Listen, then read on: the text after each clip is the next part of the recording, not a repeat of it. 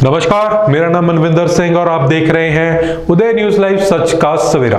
Bulletin की शुरुआत करते हैं कुछ खास खबरों के साथ। न्यू डीपीई अध्यापक यूनियन के द्वारा अपनी नौकरी की मांग को लेकर किया गया मुख्यमंत्री कैप्टन अमरिंदर सिंह के मोती महल का घेराव। आइए जानते हैं खबर विस्तार से।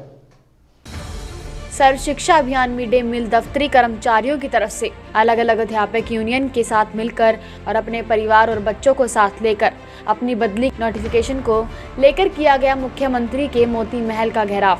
वहीं अध्यापक जत्थेबंदियों ने जमकर कैप्टन सरकार मुर्देबाज की नारेबाजी की। वहीं बातचीत करते हुए अध्यापकों ने बताया कि शिक्षा विभाग की तरफ से हमें एकदम से बदली की नोटिफिकेशन जारी कर दी गई है, लेकिन जो हमारी बदली है वह 200 से 250 किलोमीटर दूर कर दी गई है। मेरा नाम पूजा है, मैं अबोहर से बिलोंग करती हूँ और मेरी रैशनलाइजेशन के दौरान जो ट्रांसफ़र की गई है वो डेरा बसी गई है चंडीगढ़ SC नगर में। सर वो मेरे घर से 200-250 किलोमीटर दूर पड़ रही है। एक्चुअली हम लोग कॉन्ट्रैक्ट में हैं, 10-10, 12-12 साल से हम लोग जॉब में हैं। अभी इन्होंने हमें पक्का तो क्या करना, ऊपर से हमारी रैशनलाइजेशन कर दी। पहले ही हम घर से इतनी दूर जॉब कर रहे थे, फिरोजपुर में मैं 100 किलोमीटर डेली अप डाउन कर रही थी, तो मेरी जॉब चंडीगढ़ कर दी है इन्होंने।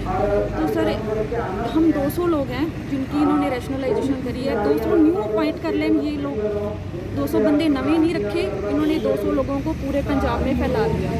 इसके वजह से हमारा पूरा घर डिस्टर्ब हो रहा है। ग्यारह का भी मांग पत्र दोगे या कि आप बच्चे भी लेकर आए? लेके आए हैं सर। अगर हमसे जॉब करवानी है तो बच्चे ये रख लें, यहाँ पे अच्छे से पलेंगे, ये महलों में अच्छे से रहेंगे।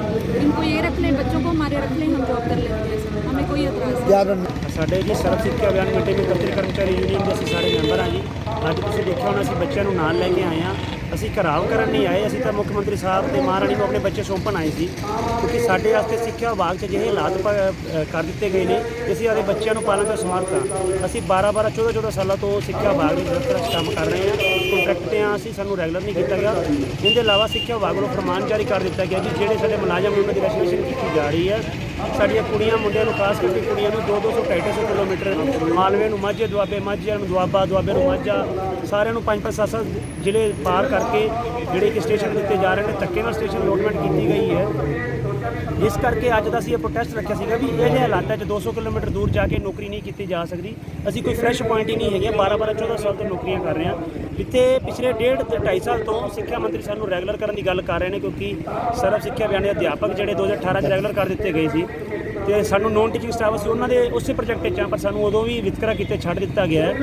1 ਸਾਲ ਹੋ ਗਿਆ ਸਾਡੀ ਵਿੱਤ ਵਿਭਾਗ ਨੇ ਰੈਗੂਲਰ ਕਰਨ ਦੀ ਫਾਈਲ ਵੀ ਪਾਸ ਕਰ ਦਿੱਤੀ ਹੈ, ਉਹਦੇ 'ਤੇ ਵੀ ਸਾਨੂੰ ਲਾਰੇ ਲਾਏ ਜਾ ਰਹੇ ਨੇ। ਤੇ ਦੂਜਾ ਸਾਡੇ 'ਤੇ ਜਿਹੜਾ ਅਜਿਹਾ ਕੁਆੜਾ ਚਲਾਇਆ ਕਿ ਸਾਨੂੰ ਨੌਕਰੀਆਂ ਛੱਡਣ ਲਈ ਮਜਬੂਰ ਹੈ। ਸਾਡੀਆਂ ਭੈਣਾਂ ਰੋ ਰਹੀਆਂ ਨੇ, ਸਾਡੇ ਬੱਚੇ ਰੋ ਰਹੇ ਨੇ। ਇਸੇ ਕਰਕੇ ਅੱਜ ਅਸੀਂ ਪਟਿਆਲੇ ਆਏ ਹਾਂ, ਮਹਾਰਾਣੀ ਨੂੰ ਕਹਿਣ ਆਏ ਹਾਂ ਵੀ ਤੁਸੀਂ ਵੀ ਇੱਕ ਔਰਤ ਹੋ, ਤੁਸੀਂ ਸਮਝਦੇ ਹੋ ਇੱਕ ਔਰਤ ਇਕੱਲੀ ਜੋਬ ਨਹੀਂ ਕਰਦੀ, ਉਹਦੇ ਨਾਲ ਉਹਦੀ ਪਰਿਵਾਰਿਕ ਜ਼ਿੰਮੇਵਾਰੀ ਤੇ ਇੱਕ ਮਾਂ ਦੀ ਜ਼ਿੰਮੇਵਾਰੀ ਵੀ ਹੁੰਦੀ ਹੈ। ਤਾਂ ਇਸ ਰੈਜੂਲੇਸ਼ਨ ਦੇ ਵਿੱਚ ਨਾ ਹੀ ਤਾਂ ਬਿਮਾਰਾਂ ਨੂੰ ਵੇਖਿਆ ਗਿਆ, ਨਾ ਹੀ ਜਿਹੜੇ ਕੋਈ ਖਾਸ ਕੈਂਸਰ ਜਾਂ ਕੋਈ ਅਜਿਹੀ ਬਿਮਾਰੀ ਨੂੰ ਜੂਝ ਰਹੇ ਨੇ ਜਿਨ੍ਹਾਂ ਦੇ ਬੱਚੇ ਛੋਟੇ ਨੇ, ਬਜ਼ੁਰਗਾਂ ਦੀ ਸੇਵਾ ਸਾਡੇ ਸਿਰ 'ਤੇ ਹੈ। ਅਸੀਂ ਅਜਿਹੀ ਸਟੇਜ 'ਤੇ ਹਾਂ, ਨਾ ਤਾਂ ਅਸੀਂ ਕਿਤੇ ਹੋਰ ਜਾ ਸਕਦੇ ਅਤੇ ਨਾ ਹੀ ਅਸੀਂ ਨੌਕਰੀ ਕਰ ਪਾਵਾਂਗੇ। ਇਸ ਦੇ ਵਿਰੋਧ ਵਿੱਚ ਅੱਜ ਅਸੀਂ ਪ੍ਰੋਟੈਸਟ ਕਰ ਰਹੇ।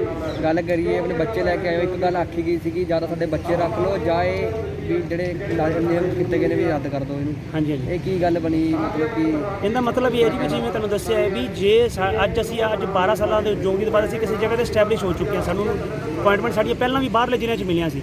ਅਸੀਂ 10-12 ਸਾਲਾਂ ਦੀ ਨੌਕਰੀ ਤੋਂ ਬਾਅਦ ਵਾਪਸ ਆਏ ਹਾਂ। ਅੱਜ ਹੁਣ ਜਦੋਂ ਅਸੀਂ ਸਾਡੇ ਘਰ ਵਾਸ ਚੁੱਕੇ ਨੇ, ਅਸੀਂ ਉੱਥੇ ਸਟੈਬਲਿਸ਼ ਹੋ ਚੁੱਕੇ ਹਾਂ। ਅੱਜ ਸਾਨੂੰ ਇਹ ਕਿਹਾ ਜਾ ਰਿਹਾ ਹਸਬੈਂਡ ਦਾ ਕਾਰੋਬਾਰ ਕਿਤੇ ਹੈ ਤੇ ਲੇਡੀਜ਼ ਨੂੰ ਕਿਹਾ ਜਾਵੇ 200 ਕਿਲੋਮੀਟਰ ਦੂਰ ਜਾ ਕੇ ਜੋਬ ਕਰੋਗੇ ਤਾਂ ਕਿਵੇਂ ਕਰਨਗੇ? ਤਾਂ ਬੱਚੇ ਤਾਂ ਰੁੱਲ ਜਾਣਗੇ, ਨਾ ਉਹ ਮਾਂ ਪਿਓ ਕੋਲ ਰਹਿ ਸਕਦੇ, ਨਾ ਮਾਂ ਕੋਲ ਰਹਿ ਸਕਦੇ। ਇਸੇ ਕਰਕੇ ਅਸੀਂ ਬੱਚੇ ਇਹਨਾਂ ਨੂੰ ਦੇਣ ਆਏ ਹਾਂ ਕਿ ਸਾਡੇ ਬੱਚੇ ਤੁਸੀਂ ਪਾਲ ਲਓ, ਜਿੰਨੀ ਦੇਰ ਸਾਨੂੰ ਤੁਸੀਂ ਬਾਹਰ ਰੱਖਣਾ। ਜਦੋਂ ਤੁਸੀਂ ਸਾਨੂੰ ਵਾਪਸ ਟ੍ਰਾਂਸਫਰ ਕਰ ਦਿਓ, ਅਸੀਂ ਇਹਦੇ ਬੱਚੇ ਲੈ ਜਾਵਾਂਗੇ। ਹਰ ਵਾਰੀ ਦੇਖਿਆ ਜਾਂਦਾ ਧਰਨੇ ਆਉਂਦੇ ਨੇ, ਮੀਟਿੰਗਾਂ ਹੁੰਦੀਆਂ ਨੇ, ਮੰਗ ਪੱਤਰ ਦਿੱਤੇ ਜਾਂਦੇ ਨੇ, ਕਿ ਅੱਜ ਵੀ ਮੰਗ ਪੱਤਰ ਦਿੱਤੇ ਜਾਂਦੇ ਨੇ? ਦੇਖੋ ਜੀ, ਸਾਡਾ ਜਿਹੜਾ ਮਸਲਾ ਹੈ ਜੀ, ਇਹ ਮੰਗ ਪੱਤਰਾਂ ਨਾਲ ਸੌਰਟ ਆਊਟ ਹੋਣ ਵਾਲਾ ਨਹੀਂ। ਸਾਡਾ ਮਸਲਾ ਸੀਰੀਅਸਲੀ ਧਿਆਨ ਦੇਣ ਵਾਲਾ ਮਸਲਾ ਹੈ। ਸਰਕਾਰ ਨੂੰ ਇਸ ਮਸਲੇ ਨੂੰ ਬੜੇ ਸੀਰੀਅਸਲੀ ਨੋਟ 'ਤੇ ਲੈਣਾ ਚਾਹੀਦਾ, ਕਿਉਂਕਿ ਇਹ ਮਸਲਾ ਕੋਈ ਆਮ ਮਸਲਾ ਨਹੀਂ ਹੈ ਵੀ ਜਿਹੜਾ ਕੋਈ ਛੋਟਾ ਮੋਟਾ ਮਸਲਾ ਆਇਆ ਅਸੀਂ ਮੰਗ ਪੱਤਰ ਦਿੱਤਾ ਤੇ ਚਲੇ ਗਏ। ਇਹ ਮਸਲਾ ਜੇ ਅਸੀਂ ਮੰਗ ਪੱਤਰ ਵੀ ਦਿੰਦੇ ਹਾਂ ਤਾਂ ਉਸ ਮੰਗ ਪੱਤਰ 'ਤੇ ਇਮੀਡੀਏਟ ਗੌਰ ਕਰਨ ਦਾ ਮਸਲਾ ਹੈ, ਕਿਉਂਕਿ ਇਹ ਮਸਲਾ ਸਾਨੂੰ ਇਹ ਵੀ ਡਰ ਰਿਹਾ ਵੀ ਜਿਹੜੇ ਅੱਜ ਤਾਂ ਮੋਦੀ ਸਰਕਾਰ ਨੂੰ ਸਰਕਾਰ ਪਿੱਟ ਰਹੀ ਵੀ 70 ਉੱਤੇ ਸ਼ਹੀਦੀਆਂ ਹੋ ਗਈਆਂ ਨੇ। ਇਸ ਮੈਂਟਲ ਸਟ੍ਰੈਸ 'ਤੇ ਜੇ ਸਾਡਾ ਕੋਈ ਮੈਂਬਰ ਸ਼ਹੀਦ ਹੋ ਜਾਂਦਾ ਤਾਂ ਉਹਦੀ ਜ਼ਿੰਮੇਵਾਰੀ ਕਿਹਦੀ ਹੈ? ਤਾਂ ਇਹ ਕੋਈ ਬੜਾ ਸੈਂਸਿਟਿਵ ਮੁੱਦਾ ਹੈ। ਇੱਕ ਸਕੱਤਰ ਦੇ ਕਹਿਣ ਤੇ, ਇੱਕ ਸਿੱਖਿਆ ਅਧਿਕਾਰੀ ਦੇ ਕਹਿਣ ਤੇ ਜੋ ਸਰਕਾਰ ਕੋਈ ਫੈਸਲਾ ਨਹੀਂ ਲੈ ਰਹੀ ਹੈ, ਬੜੀ ਸ਼ਰਮ ਦੀ ਗੱਲ ਹੈ। ਸਿੱਖਿਆ ਮੰਤਰੀ ਨੂੰ ਇਮੀਡੀਏਟ ਇਨਵੋਲਵ ਹੋ ਕੇ, ਮੁੱਖ ਮੰਤਰੀ ਨੂੰ ਇਮੀਡੀਏਟ ਇਨਵੋਲਵ ਹੋ ਕੇ, ਅਸੀਂ ਤਾਂ ਹੀ ਪ੍ਰਸ਼ਾਸਨ ਦੇ ਅਧਿਕਾਰੀਆਂ ਨੂੰ ਵੀ ਕਿਹਾ ਹੈ ਕਿ ਤੁਸੀਂ ਸਾਡੀ ਸੀਐਮ ਨੂੰ ਜੇਕਰ ਮੀਟਿੰਗ ਕਰਦੇ ਨੇ ਠੀਕ ਹੈ, ਨਹੀਂ ਤਾਂ ਸੀਐਮ ਦੇ ਇਮੀਡੀਏਟ ਅਧਿਕਾਰੀ ਨੇ ਉਹਨਾਂ ਨਾਲ ਸਾਡੀ ਇਮੀਡੀਏਟ ਮੀਟਿੰਗ ਕਰਾਓ ਤਾਂ ਕਿ ਮਸਲਾ ਸੀਐਮ ਵਿੱਚ ਪੈ ਕੇ ਹੱਲ ਕਰਾਂ। शिक्षा अभियान मिड डे मील दफ्तरी कर्मचारियों की तरफ से अलग अलग अध्यापक यूनियन के साथ मिलकर मुख्यमंत्री के मोती महल का घेराव करा और जमकर कैप्टन सरकार मुर्दाबाद के नारे भी लगाए।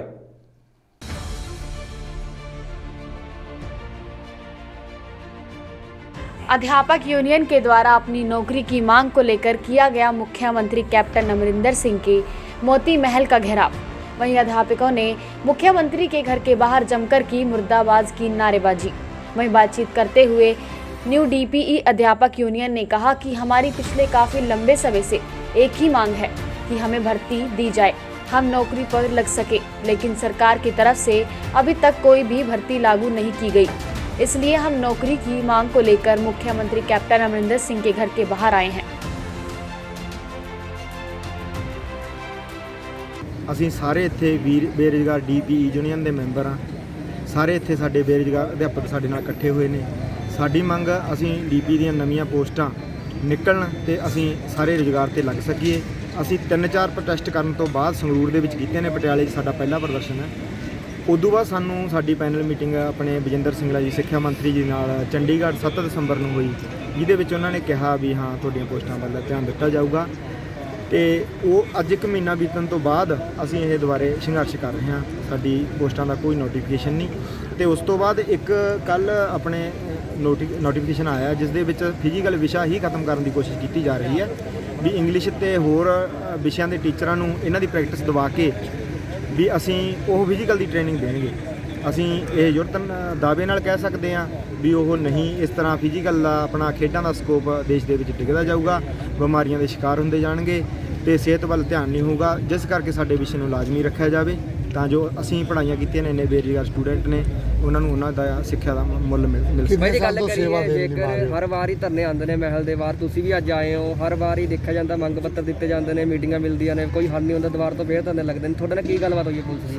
ਹੁਣ ਅਸੀਂ ਜਾਗ ਚੁੱਕੇ ਹਾਂ। ਜੇ ਸਾਡੀ ਮੰਗ ਨਹੀਂ ਮੰਨੀ ਜਾਊਗੀ ਤਾਂ ਅਸੀਂ ਪੂਰੇ ਪੰਜਾਬ ਦੇ ਵਿੱਚੋਂ ਅੱਜ ਸਟੂਡੈਂਟ ਇਕੱਠੇ ਹੋਏ ਨੇ, ਇੱਕ ਵੱਡਾ ਹਜੂਮ ਆਊਗਾ, ਸਰਕਾਰ ਨੂੰ ਉਹਦਾ ਸਾਹਮਣਾ ਕਰਨਾ ਪਊਗਾ। ਕਿੰਨੇ ਸਾਲ ਤੋਂ ਸੇਵਾਵਾਂ ਨਿਭਾ ਰਹੇ ਹੋ ਤੁਸੀਂ? ਅਸੀਂ ਸਰ ਸਾਡੀ ਇਹ ਯੂਨੀਅਨ ਨਾ 8 ਮਹੀਨਿਆਂ ਤੋਂ ਪਹਿਲਾਂ ਤਿਆਰ ਹੋਈ ਹੈ ਜੀ ਤੇ ਸਾਡੀ 2020 ਦੇ ਵਿੱਚ ਕੇਸ ਦੇ ਨਾਲ ਪੋਸਟਾਂ ਆਪਣੀਆਂ ਉਹ ਭਰੀਆਂ ਸੀਗੀਆਂ ਤੇ ਉਹਨਾਂ ਦੇ ਵਿੱਚੋਂ ਵੀ ਕਾਫੀ ਖਾਲੀ ਨੇ ਤੇ ਹੁਣ 20 ਸਾਲਾਂ ਦੇ ਵਿੱਚ ਸਾਨੂੰ 800 ਪੋਸਟ ਦਿੱਤੀ ਹੈ। ਹਰ 5 ਸਾਲਾਂ ਬਾਅਦ ਜੇ ਸਾਡੀ 800 ਆਉਂਦੀ ਤਾਂ 4000 ਦੇ ਕਰੀਬ ਪੋਸਟ ਸੀ। ਇਸ ਕਰਕੇ ਅਸੀਂ ਹੁਣ ਜਿਹੜੀਆਂ ਅਸਾਮੀਆਂ 50000 ਸਰਕਾਰ ਕੱਢਣਾ ਚਾਹੁੰਦੀ ਹੈ ਉਹਨਾਂ ਦੇ ਵਿੱਚ 3000 पोस्टां की मांग ਅਸੀਂ सरकार तो कर रहे हैं। हम DP यूनियन की पोस्टों को लेकर जो है यहाँ पर आए हैं। हम बहुत काफ़ी टाइम से, जैसे 6-7 महीने से संदीप कबीर जी ने बताया कि 6-7 महीने से हम ये रैली निकाल रहे हैं। इस रैली का जो है हमारे लिए कोई भी सॉल्यूशन अभी तक नहीं मिला है। हम जो है कितने लंबे टाइम से जो है अपनी ट्रेनिंग कर रहे हैं, लेकिन उस ट्रेनिंग का हमारा कोई भी फ़ायदा नहीं हो रहा है, जो हमें वैकेंसियाँ नहीं मिल रही है। तो हमारी सरकार से, गवर्नमेंट से यही रिक्वेस्ट है कि हम जो इतनी रैलियाँ निकाल रहे हैं और हम इतनी स्टडी कर रहे हैं, इतना हमारे पेरेंट्स जो इतना ज़्यादा खर्च कर रहे हैं, उसके लिए जो है हमें वैकेंसी निकाली जाए। ठीक है। कितने घर ਦੇ ਵੀ ਸੋਚਦੇ ਹੋਣਗੇ ਵੀ ਇੰਨਾ ਪੜਾਇਆ ਸੀਗਾ, लेकिन ਅੱਜ इस तरह ਆਪਾਂ ਧਰਨੇ लगा रहे हैं। घर से हमें बहुत दूर दूर से जो है यहाँ पर बच्चे पढ़ते हैं फिजिकल कॉलेज में, बहुत दूर दूर से बच्चे पता नहीं कैसे कैसे करके अपना जो है ये खर्चे चला रहे हैं और ये ट्रेनिंग कर रहे हैं। तो फिर मेरी यही रिक्वेस्ट है कि सभी बच्चों को वैकेंसी मिले और सभी बच्चे आगे बढ़े। जिस तरह और वैकेंसी निकलती है, हर एक पोस्ट निकलती है, वैसे जो है फिजिकल एजुकेशन से रिलेटेड भी जो है वैकेंसी। टोटल कितने विद्यार्थी हैं आपके? सर टोटल विद्यार्थी तो यहाँ पर कम से कम पूरे पंजाब में कितने विद्यार्थी? आज कितने कितने विद्यार्थी आए ने? 10,000 के करीब हमारे पंजाब की जो स्ट्रेंथ होगी फिजिकल एजुकेशन की। तो हमारी बस यही रिक्वेस्ट है कि कम से कम 3,000 पोस्टें जो है फिजिकल एजुकेशन से रिलेटेड निकलनी चाहिए। Thank you. दिल्ली में मंत्री समूह के साथ किसानों की 8 दौर की वार्ता हो चुकी है, परंतु अभी तक कोई हल नहीं निकला। उसी के चलते अब किसानों ने 26 जनवरी को दिल्ली में ट्रैक्टर रैली निकालने का फैसला लिया है, जिसकी रिहर्सल के तौर पर पटियाला जिले के घनौर गांव के किसानों ने एक ट्रैक्टर रैली घनौर गांव से शंभू टोल प्लाजा तक निकाली। आइए देखते हैं उसकी कुछ झलक। दिल्ली में मंत्री समूह के साथ किसानों की 8 दौर की वार्ता हो चुकी है, परंतु अभी तक कोई हल नहीं निकला। अब किसानों ने 26 जनवरी को दिल्ली में ट्रैक्टर रैली निकालने का फैसला लिया है, जिसके रिहर्सल के तौर पर पटियाला जिला के गन्नौर गांव के किसानों ने एक ट्रैक्टर रैली गन्नौर गांव से शंभू टोल प्लाजा तक निकाली। हजारों की संख्या में आए किसानों ने शंभू टोल प्लाजा पर प्रधानमंत्री नरेंद्र मोदी का पुतला भी फूंका। सरदार जंग सिंह ਜ਼ਿਲ੍ਹਾ ਪ੍ਰਧਾਨ ਪਿੰਡ ਭਟੇੜੀ ਕਲਾਂ ਕ੍ਰਾਂਤੀਕਾਰੀ ਕਿਸਾਨ ਯੂਨੀਅਨ ਪੰਜਾਬ। ਅਸੀਂ ਇਹ ਰੈਲੀ ਘਨੌਰ ਤੋਂ ਲੈ ਕੇ ਪੂਰੇ ਮਤਲਬ ਟੂ ਪਲਾਜ਼ੇ ਤੱਕ ਕੱਢੀ ਹੈ। ਤੇ ਜੋ ਦਿਖਾਇਆ ਵੀ ਮੋਦੀ ਨੂੰ ਵੀ ਕਿੰਨੇ ਗਏ, ਇੱਕ ਘਨੌਰ ਏਰੀਏ ਦੇ ਟਰੈਕਟਰ ਨੇ, ਹੋਰ ਪਟਿਆਲੇ ਦੇ ਕੋਈ ਨਹੀਂ ਹੈਗੇ। ਜੇ ਪਟਿਆਲੇ ਦੇ ਹੁਣ ਫਿਰ ਤਾਂ ਪਟਿਆਲੇ ਤੱਕ ਲਾਈਨ ਲੱਗ ਜਾਂਦੀ ਹੈ। ਕਿੰਨੇ ਟਰੈਕਟਰ ਲੱਗ ਰਹਾ ਇਹ ਟਰੈਕਟਰ ਘੱਟੋ ਘੱਟ 1500 ਟਰੈਕਟਰ ਦਾ ਹੋਊਗਾ ਲਾਜ਼ਮੀ। ਦਿੱਲੀ ਦੀ ਤਿਆਰੀ ਕਰ ਰਹੇ ਹੋ? ਦਿੱਲੀ ਦੀ ਤਿਆਰੀ ਕਰ ਰਹੇ ਹਾਂ, ਦਿੱਲੀ ਤਿਆਰੀ ਕਰ ਰਹੇ ਹੁਣ ਇਹਨੂੰ ਇੱਥੇ ਫੁੱਕਾਂਗੇ ਮੋਦੀ ਨੂੰ। ਹਾਂ 23 ਤਰੀਕ ਨੂੰ ਅਸੀਂ ਦਿੱਲੀ ਦੀ ਤਿਆਰੀ ਫੇਰ ਕਰ ਰਹੇ ਹਾਂ। ਆਹ ਦੇਖੋ ਜੀ, ਆਹ ਦੇਖੋ ਥੋੜੀ ਸਾਹਮਣੇ। ਵਾਹਿਗੁਰੂ ਜੀ ਕਾ ਖਾਲਸਾ, ਵਾਹਿਗੁਰੂ ਜੀ ਕੀ ਫਤਿਹ। ਅਸੀਂ ਘਨੌਰ ਬਲਾਕ ਤੋਂ ਆ। ਸੋਨੂੰ ਭਗੌਰਾ ਮੇਰਾ ਨਾਂ ਹੈ, ਭਗੌਰਾ ਪਿੰਡ ਆ ਮੇਰਾ। ਘਨੌਰ ਬਲਾਕ ਦੇ ਸਾਰੇ ਕਿਸਾਨ ਇਕੱਠੇ ਹੋਏ ਨੇ। ਸਾਡਾ ਮੰਤਵ ਇਹ ਸੀਗਾ ਵੀ ਜਿਵੇਂ 8 ਮੀਟਿੰਗਾਂ ਹੋ ਗਈਆਂ, ਉਹਦੇ ਵਿੱਚ ਸਾਨੂੰ ਮੋਦੀ ਸਰਕਾਰ ਨੇ ਸਾਡੀ ਬੇਇੱਜ਼ਤੀ ਕੀਤੀ ਹੈ। ਕੋਈ ਸਾਡੀਆਂ ਮੰਗਾਂ ਨਹੀਂ ਮੰਗੀਆਂ। ਸਾਡੇ ਪੰਜਾਬ ਦੇ ਕੁੱਤੇ ਲੀਡਰ ਨੇ ਜਿਹੜੇ ਬੀਜੇਪੀ ਦੇ ਨੇ, ਚਮਚੇ ਚਪਲੀਆਂ ਝਾੜਦੇ ਨੇ, ਇਹ ਸਾਨੂੰ ਗਲਤ ਮਲਤ ਬੋਲਦੇ ਨੇ। ਸਾਡੇ ਆਗੂਆਂ ਦੀ ਬੇਇੱਜ਼ਤੀ ਹੋਈ ਹੈ। ਅਸੀਂ ਇਹਨਾਂ ਨੂੰ ਚੇਤਾਵਨੀ ਵਜੋਂ 26 ਜਨਵਰੀ ਨੂੰ ਅਸੀਂ ਲੱਖਾਂ ਟਰੈਕਟਰ ਲੈ ਕੇ ਪੰਜਾਬ ਤੋਂ ਦਿੱਲੀ ਜਾਵਾਂਗੇ। ਪਹਿਲਾਂ ਉੱਥੇ ਜੈ ਜਵਾਨ ਦੀ ਪਰੇਡ ਹੁੰਦੀ ਸੀ, ਇਹ ਕਿ ਜੈ ਕਿਸਾਨ ਕਰੇਗਾ। ਜੈ ਜਵਾਨ ਜੈ ਕਿਸਾਨ ਦਾ ਨਾਰਾ ਉੱਥੇ ਬੁਲੰਦ ਕਰਾਂਗੇ ਅਸੀਂ, ਠੀਕ ਹੈ ਜੀ, 26 ਜਨਵਰੀ ਨੂੰ। ਔਰ ਅਸੀਂ ਅੱਜ ਦਾ ਸਾਡਾ ਇਹ ਪ੍ਰੋਗਰਾਮ ਹੈ ਘਨੌਰ ਅਨਾਜ ਮੰਡੀ ਤੋਂ, ਘਨੌਰ ਬਲਾਕ ਦੇ ਸਾਰੇ ਕਿਸਾਨ ਮੇਰੇ ਭਰਾ ਜਿੰਨੇ ਵੀ ਨੇ, ਯੂਥ ਕਿਸਾਨ, ਅਸੀਂ ਸ਼ੰਭੂ ਬਾਰਡਰ ਤੱਕ ਰਿਹਰਸਲ ਦੇ ਤੌਰ ਤੇ, ਪਰੇਡ ਦੇ ਤੌਰ ਤੇ ਅੱਜ ਪ੍ਰੋਗਰਾਮ ਲਿਖਿਆ, ਤਾਂ ਜੋ ਮੋਦੀ ਸਰਕਾਰ ਦੇ ਕੰਨਾਂ ਤੇ ਥੋੜੀ ਜੂੰ ਸਰਕ ਜੇ ਤੇ ਉਹ ਹਾਂਜੀ ਪੁਤਲਾ ਫੁੱਕਿਆ। ਤੇ ਜਿਵੇਂ ਸਾਡੇ ਗੁਰੂ ਸਾਹਿਬ ਦਾ ਫਰਮਾਨ ਹੈ, ਕੋਈ ਕਿਸੇ ਕੋ ਰਾਜ ਨਾ ਦੇਹ ਜੋ ਲੇਹ ਨਿਜ ਬਲ ਸੇ ਲੇਹ। ਤੇ ਅਸੀਂ ਐਵੇਂ ਹੀ ਲੈਣਾ ਤੇ ਮੈਨੂੰ ਲੱਗਦਾ ਵੀ ਇਹਨਾਂ ਨੇ ਐਵੇਂ ਹੀ ਦੇਣਾ। ਅੱਜ ਅਸੀਂ 11 ਟਰੈਕਟਰ ਲੈ ਕੇ ਆਏ ਆ ਤੇ ਮੋਦੀ ਸਰਕਾਰ ਨੂੰ ਪੁਤਲਾ ਫੂਕਿਆ ਮੋਦੀ ਸਰਕਾਰ ਦਾ। ਚਲੋ ਫਿਰ ਵੀ ਉਹਨੂੰ ਅਪੀਲ ਕਰਦੇ ਆ ਵੀ ਬੰਦਾ ਬਣ ਜਾ, ਕੋਈ ਫਾਇਦਾ ਨਹੀਂ ਪੰਜਾਬੀਆਂ ਨਾਲ ਪੰਗਾ ਲੈ ਕੇ, ਇਹ ਤੈਨੂੰ ਮਹਿੰਗਾ ਪੈਣਾ। ਦੂਜੀ ਗੱਲ ਇਹ ਆ, ਰਿਲਾਇੰਸ ਦੇ ਟਾਵਰ ਨੇ ਮਾੜੀ ਮੋਟੀ ਛੇੜਛਾੜ ਹੋਈ ਹਰਿਆਣੇ 'ਚ, ਪੰਜਾਬ 'ਚ ਪਰਚੇ ਦਰਜ ਕੀਤੇ। ਸਾਡੇ 80 ਤੋਂ ਵੱਧ ਕਿਸਾਨ ਸ਼ਹੀਦ ਹੋ ਗਏ ਨੇ। ਸਾਡੇ 80 ਤੋਂ ਵੱਧ ਕਿਸਾਨ ਸ਼ਹੀਦ ਹੋ ਗਏ ਨੇ ਦਿੱਲੀ 'ਚ। ਇਹ ਪਰਚਾ ਮੋਦੀ ਸਰਕਾਰ ਤੇ ਬਣਦਾ। ਅਸੀਂ ਅਪੀਲ ਕਰਦੇ ਆ ਪੰਜਾਬ ਸਰਕਾਰ ਨੂੰ ਵੀ ਜਿਹੜੇ ਸਾਡੇ ਪੰਜਾਬ ਦੇ ਕਿਸਾਨ ਸ਼ਹੀਦ ਹੋਏ ਨੇ, ਮੋਦੀ ਤੇ ਬਾਏ ਨੇਮ ਪਰਚਾ ਦਰਜ ਕਰੇ, ਅਮਿਤ ਸ਼ਾਹ ਦੇ ਕਰੇ। ਕਿਉਂ ਨਹੀਂ ਕਰਦੀ? ਇਹ ਅਸੀਂ ਅਪੀਲ ਕਰਦੇ ਆ ਕਿਉਂਕਿ ਸਾਰੇ ਰਲੇ ਹੋਏ ਨੇ। ਹਲਕਾ ਘਨੌਰ ਤੋਂ ਜੇ ਕਿਸਾਨ ਮਜ਼ਦੂਰ ਏਕਤਾ, ਜੇ ਜੋ ਸੰਘਰਸ਼ ਕਾਲੇ ਕਾਨੂੰਨ ਸਾਡੇ ਥਾਪੇ ਗਏ ਹਨ, ਉਹਨਾਂ ਨੂੰ ਰੱਦ ਕਰਾਉਣ ਵਾਸਤੇ ਅਸੀਂ ਇਹ ਸੰਘਰਸ਼ ਘਨੌਰ ਤੋਂ ਚੱਲ ਕੇ ਸ਼ੰਭੂ ਬੈਰੀਅਰ ਤੱਕ ਪਹੁੰਚਿਆ ਹੈ, ਜਿਹਦੇ ਵਿੱਚ ਟਰੈਕਟਰ ਰੈਲੀ ਘਨੌਰ ਹਲਕੇ ਦੇ ਕਿਸਾਨ ਵੀਰ, ਮਜ਼ਦੂਰ ਵੀਰ ਸਾਰੇ ਰਲ ਕੇ ਪਹੁੰਚੇ ਹਾਂ। ਇਹ ਸੰਘਰਸ਼ ਸਾਡਾ ਮਕਸਦ ਹੈ, ਅਸੀਂ ਰੱਦ ਕਰਾ ਕੇ ਹੀ ਹਟਾਂਗੇ। ਤੇ ਅਸੀਂ 26 ਦਿੱਲੀ ਜਾਣ ਦੇ, ਜੋ 26 ਤਰੀਕ ਨੂੰ ਦਿੱਲੀ ਜਾਣਾ ਹੈ, ਉਸ ਦੇ ਸੰਬੰਧ ਵਿੱਚ ਅਸੀਂ ਇੱਕ ਰੈਲੀ ਕਰੀ ਹੈ ਅੱਜ। ਤੇ 25 ਤਰੀਕ ਤੋਂ ਅਸੀਂ ਦਿੱਲੀ ਪਹੁੰਚਣਾ ਹੈ। ਉਸ ਦੇ ਵਿੱਚ ਇਹ ਪਹੁੰਚੇ ਕਿ ਅਸੀਂ ਰੱਦ ਕਰਾ ਕੇ ਹੀ ਹਟਾਂਗੇ ਕਾਲੇ ਕਾਨੂੰਨ।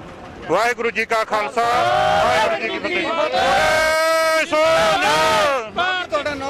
हरविंदर सिंह खालसा, भारतीय किसान यूनियन। खबर अंबाला से, जहां एक महिला नेत्री को गोलियां मार के मौत के घाट उतार दिया गया। हत्यारे ने महिला नेत्री को मौत घाट उतारने के बाद खुद को गोली मारकर भी अपनी जीवन लीला समाप्त कर ली। आइए जानते हैं क्या थी पूरी बात। अंबाला में दिन दिहाड़े एक महिला नेत्री की गोलियां मारकर हत्या कर दी गई। हत्यारे ने महिला नेत्री को मौत के घाट उतारने के बाद खुद को गोली मारकर अपनी जीवन लीला समाप्त कर ली। हत्या किन कारणों से की गई, इस बात का भी खुलासा नहीं हो पाया है। बता दें कि अंबाला में पिछले महीने हुए निकाय चुनावों में महिला नेत्री हरियाणा जन चेतना पार्टी की टिकट पर पार्षद पद का चुनाव लड़ी थी। ये जो आज गोलीकांड हुआ है, ये हाउसिंग बोर्ड बलदेव नगर के 846 नंबर मकान में एक पुष्पा रानी नामक एक विडो औरत रहती है, अकेली। 26 जनवरी 2023 को उस औरत की जानकारी थी अमरजीत कौर सोडी के साथ, जिन्होंने हरियाणा जन चेतना पार्टी से अभी एमसी का चुनाव लड़ा था। तो ये अमरजीत कौर सोडी उनके घर पे गई करीब 3:30 बजे के आसपास अपनी एक्टिवा पे। तो जहां उसने उसको, अपनी सहेली को, पुष्पा को ये बताया कि कोई उसका परिचित करनाल से उसको मिलने के लिए आ रहा है, जिस पर एक व्यक्ति जिसका नाम बाद में पता चला कि वो ईसम सिंह वासी गांव अमृतपुर जिला करनाल का रहने वाला है, वो वहाँ पे आया, जिस पर इन दोनों ने अमरजीत कौर सोडी और ईसम सिंह अलग से पीछे, वो 2 बेडरूम का मकान है, पिछले कमरे में चले गए और इन्होंने कहा कि कोई बिजनेस से संबंधित कोई बातचीत करनी है। पुष्पा रानी के अनुसार उसको कहा गया कि आप चाय बना के लाओ, जिस पर उसने 2 चाय के कप बना के उनको दे दिए और आप उनको कहा भी हमने बातचीत करनी है, आप बाहर चले जाओ। ये बाहर ड्राइंग रूम में आ गई। तो उसी पुष्पा नामक लेडी का ही कहना है कि थोड़ी देर के बाद गोलियों की आवाज़ आई, तो मैंने तुरंत अंदर जाके देखा कि अमरजीत कौर सोडी बेडरूम के सराने की तरफ लेटी हुई है, जिस पे खून बह रहा है, और जो दूसरा व्यक्ति था वो बेड के पैंदे की तरफ उसका सिर कंबल के ऊपर लेटा हुआ है, उसके हाथ में रिवॉल्वर है, उसके भी खून बह रहा है। तो जिस पर उसने तुरंत अमरजीत कौर सोडी के लड़के को फ़ोन किया, जिन्होंने मौका पे आके ये सारी स्थिति देख के तो तुरंत 100 नंबर पे कॉल की, जिसके बाद हम मौका पे गए, मौके का मुआयना किया तो देखा कि उस औरत के, अमरजीत कौर सोडी के 2 गोलियां लगी हुई हैं पैर में और सिर में, और उस व्यक्ति के 1 गोली लगी हुई दिखाई दी जो दैनी साइड में कान के पास लगी हुई थी। अमरजीत कौर सोडी की शरीर में कोई मूवमेंट नहीं थी, जबकि जो ईसम सिंह था वो अभी थोड़ा बहुत सांस ले रहा था। तो उसके हाथ में रिवॉल्वर एज इट इज था, ट्रिगर पे उसका ये उंगली उसकी ट्रिगर के ऊपर थी। तो हमने धीरे से वो ट्रिगर की उंगली हटा के उसको, वो रिवॉल्वर 32 बोर का रिवॉल्वर था, वो कब्जे में लिया।